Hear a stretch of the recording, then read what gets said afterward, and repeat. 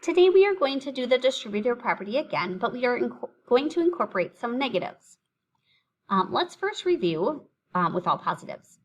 So for number 1 here, we would take the 3 outside of the parentheses and we would multiply it by both of the terms inside the parentheses because it's saying 3 times all of this. So if we do 3 times 2, that's 6, and then we have to add the x with it. And 3 times 7 is 21, so we also have 21. We can't add those two pieces together because the 6 has the variable x, and 21 is just a plain integer. All right, let's go down and look here at number 4. I'm going to take the 8 outside the parentheses. I'm going to multiply it first by that 3x. 8 times 3 is 24, and I'll keep that x.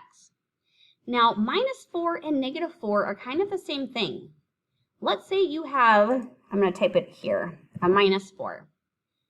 If you have a -4, on the number line, you'd start at 0 and you go left 4 to find that -4. Well, let's say it's a -4. There's nothing in front of it, so nothing -4 is still -4. So they're really the same thing. The easiest way to do this is to pretend that it says -4. And then when you multiply, if you get a negative answer, you'll write minus. If you get a positive answer, you write plus. So 3 times negative, sorry, not a 3, 8 times -4 is -32. So I'm kind of writing a -32 because it's the same thing, okay? Let's scroll down here. Let's take a peek at number 9. So we're going to do -2 times 5x. That is -10x. Then we have to do -2 times 7, or +7.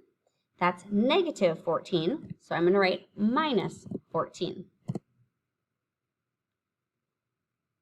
All right, let's do this one, number 11, with a double negative here. I see a negative here and over here.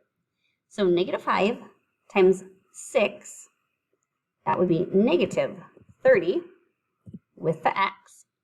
And then it's -5 times -8. And a negative times a negative is a positive. So positive or plus 40.